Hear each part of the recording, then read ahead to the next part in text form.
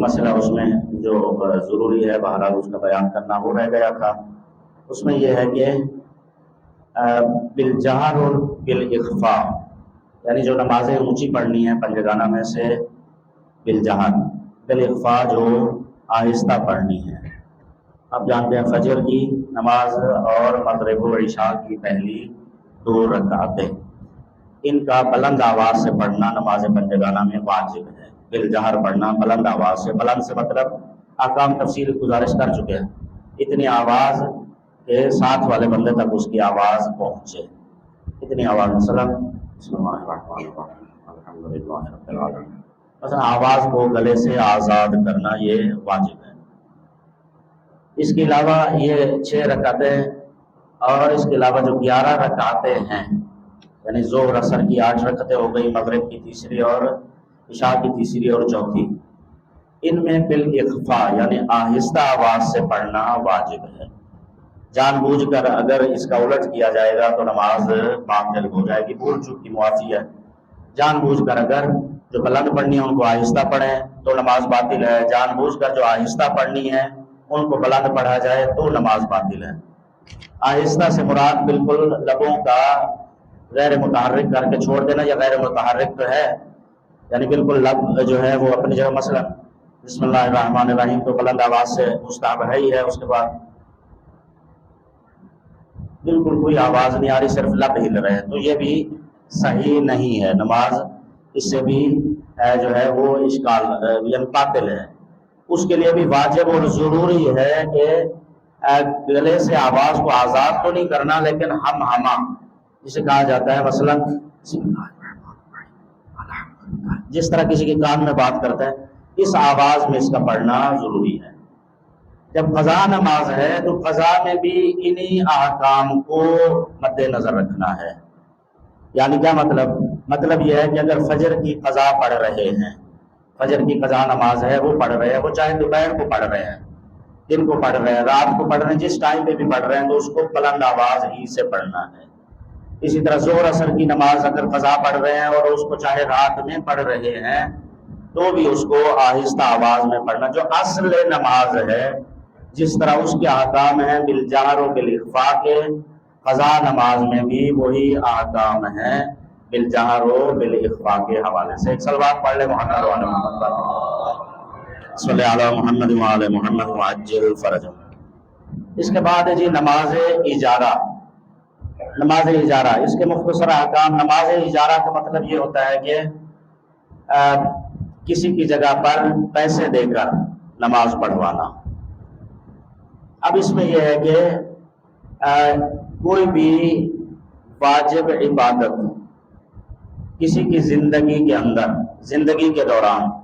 کسی کی طرف سے ادا نہیں کی جا سکتی. زندگی میں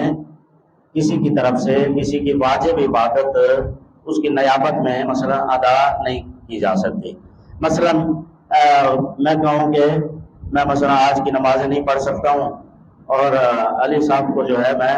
5000 دیتا ہوں اور میری 5 نمازیں آپ میری طرف سے پڑھ دیں مثلا، تو یہ کام نہیں ہو سکتا. بالاجارہ زندگی کے اندر واجب جو واجبات ہیں اس کا کوئی دوسرا سوائے حج کے. حج واجب ایک ایسی عبادت ہے اگر استطاعت ہو گئی ہے اور کسی مجبوری سے بندہ خود حج نہیں بجا لا سکتا تو پھر اپنی جگہ پر کسی کو بھیج کر حج جو ہے اس کی ادائیگی کرائی جا سکتی ہے. اس کے علاوہ واجبات کی زندگی کے اندر دوسرے کو نائب نہیں بنایا جا سکتا، یا پیسوں سے یا فری میں. جو مرحومین ہیں، مرحومین ان کے لیے، مرحوم کے لیے مثلا والدین کے لیے، بہن بھائیوں کے لیے، یا کوئی اور غیر کسی کوئی قوم کے لیے کوئی بھی مرحوم ہے، اس کی طرف سے جو واجبات ہیں ان کو خود بھی بجا لایا جا سکتا ہے، کسی دوسرے سے بھی بجا دلوایا جا سکتا ہے. اب چاہے وہ دوسرا پیسے لے تو بھی ٹھیک ہے، اگر پیسے لے اسی کو اجارہ کہا جائے گا، یعنی اجرت کے ساتھ جو دوسرے کی جگہ پر عبادت جو ہے اس کی ادائیگی کرائی جا رہی ہے اجرت کے ساتھ. نماز ہے، روزہ ہے یا باقی کو واجبات ہیں اجرت کے ساتھ. مرحومین کے لیے اجرت کے ساتھ اس کے واجبات، مثلا کسی کی 10 سال کی نماز قضا ہے اور وہ بیچارہ فوت ہو گیا، تو اب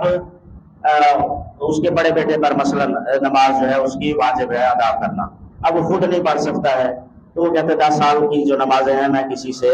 دوسرے سے پڑھوا لیتا ہوں، تو یہ اس پر یا خود پڑھنا واجب ہے یا کسی دوسرے کو، اب وہ دوسرا جو ہے چاہے فری میں پڑھ دے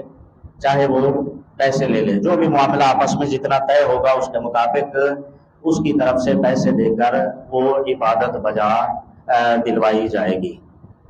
مستحبی عبادات جو ہیں یہ زندگی کے اندر بھی دوسرے کی طرف سے بجا لائی جا سکتی ہیں۔ مستحبی عبادات مثلا نافلہ نمازیں ہیں، تسبیحات ہیں، زیارتیں ہیں، تلاوت قرآن کا ثواب ہے، کچھ بھی مستحبی عبادات جو ہے مثلا کسی کو کہتے ہیں یار روزانہ میری طرف سے میں نہیں کر سکتا ہوں، یا کر سکتا ہوں یا نہیں کر سکتا ہوں، اس میں کوئی فرق نہیں ہے۔ روزانہ آپ نے مثلا 1000 دفعہ صلوات پڑھ کے میرے لیے ہدیہ کرنا ہے، میں کچھ نہ کچھ آپ کی خدمت مثلا کر دیا کروں، یا فری میں ہم مثلا کوئی عمل کرتے ہیں اور کر کے مومنین کے لیے ہدیہ کر دیتے ہیں، زندہ کسی مثلا مومن کے لیے، یا والدین جن کے اللہ زندہ ہیں ان کو مزید طول عمر صحت و سلامتی کے ساتھ عطا فرمائے، زندہ والدین کے لیے، بہن بھائیوں کے لیے، یا کسی مومن کے لیے کوئی عمل مستحبی انجام دیا اور ان کو ہدیہ کر دیا، یعنی مستحبی اور سنتی عبادتیں یہ زندگی کے اندر بھی دوسرے کو ہدیہ کی جا سکتی ہیں، یا اجرت کے ساتھ بھی ان کی ادائیگی کرائی جا سکتی ہے۔ واجبات میں صرف حج، یہ بات واضح ہو گئی جی۔ ایک سلوات پڑھ لیں محمد وعلی محمد پر اللہم صلی علی محمد وعلی محمد وعجل فرجہم۔ اب اس میں یہ ہے کہ ضروری ہے جس کو اجیر بنایا جائے، جس سے ہم اجرت پہ عبادات بجا کرانا چاہ رہے ہیں، اس کے لیے ظاہر کچھ شرائط ہے، ہر بندے کو ہم اجیر نہیں بنا سکتے، اس کے لیے شرائط مین شرط جو ہے وہ یہی ہے کہ وہ بندہ اس پر پہلا یقین ہو کہ یہ بجا لائے گا، یقین ہونا چاہیے کہ یہ ایسے نہیں کہ پیسے لے کے کھا جائے گا اور جو ہے وہ نمازیں یا عبادت جو ہے وہ بجا نہیں لائے گا، یقین ہونا چاہیے کہ یہ واقعا بجا لائے گا۔ اس کے بعد دوسری شرط یہ ہے کہ وہ صحیح بھی مثلا احکام بھی جانتا ہو، جو ضروری احکام ہے، مثلا نماز اگر پڑھوانی ہے تو نماز کے جو ضروری احکام ہیں وہ جانتا ہو، اس کا جاننا ضروری ہے۔ اس کے بعد پڑھ بھی صحیح سکتا ہو، مثلا اس کی قرأت و تلفظ وغیرہ جو ہے وہ درست ہو، اگر اس کی قرأت و تلفظ ہو تو بیچارے کی اپنی قبول نہیں ہے تو پھر وہ دوسرے کی کیا پڑھے گا، اگر قرأت و تلفظ صحیح نہیں ہے تو پھر اس شخص کو جو ہے کسی کے لیے اجیر نہیں بنایا جا سکتا، یعنی ایک یقین ہو کہ یہ بجا لائے گا، دوسرا یہ ہے کہ وہ صحیح طور پر عبادت کو بجا لا سکتا ہو قرأت وغیرہ کے حوالے سے اور احکام کے عنوان سے۔ اس کے بعد اس میں یہ ہے کہ ہم کسی ایک بندہ ہے ایسا مل گیا ہے کہ وہ مثلا قرأت تلفظ وغیرہ بھی ٹھیک ہے، احکام بھی جانتا ہے اور یہ بھی یقین ہے کہ وہ بجا لائے گا، لیکن بیچارے کی مجبوری یہ ہے کہ وہ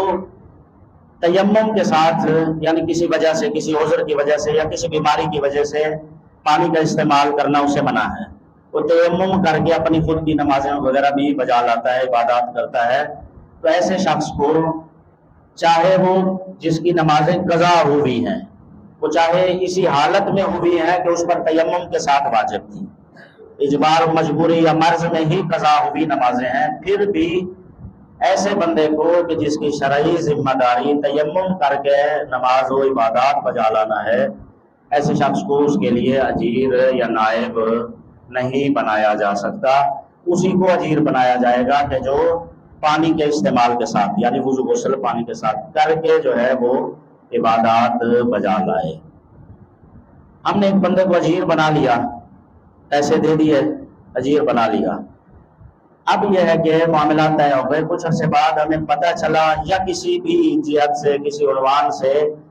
ہمیں یہ معلوم ہو گیا کہ یہ بندہ عبادتیں بجا نہیں لا رہا، وہ اس میں کوتاہی کر رہا ہے، یا اس نے بجا لائی نہیں ہے، ایسی جھوٹ بول رہا ہے کہ میں نے پڑھ لی ہے، یا یہ ہے کہ اصل بجا نہیں لا رہا کہہ رہا ہے میں، تو کسی بھی حوالے سے علم ہو جائے کہ یہ بجا نہیں لا رہا یا نہیں لائے گا، بعد میں پتہ چلا، پہلے یقین تھا کہ بجا لائے گا، بعد میں پتہ نہیں لائے گا، یا اصلا نہیں لایا ہے اور ایسے ہی کہہ رہا ہے کہ میں نے پڑھ لی ہے مثلا، اب ایک دفعہ تو آپ نے پیسے دے دیے ہیں لیکن اس کے باوجود جو ہے ضروری اور واجب ہے کہ دوبارہ کسی کو اجیر بنایا جائے، دوبارہ کسی دوسرے شخص کو جس کے اندر وہ شرائط موجود ہیں اس کو پیسے دے کر اس کے لیے اجیر بنایا جائے۔ اس کے علاوہ یہ ہے کہ عورت کی طرف سے مرد، مرد کی طرف سے خاتون، اس میں کوئی فرق نہیں ہے۔ مثلا عورت کی قضا نمازیں ہیں تو وہ مرد کو اس کا اجیر بنایا جا سکتا ہے، اسی طرح خاتون کی مرد کی قضا نمازیں ہیں، خاتون کو اس کا اجیر، لیکن شرط وہی ہے، شرائط جو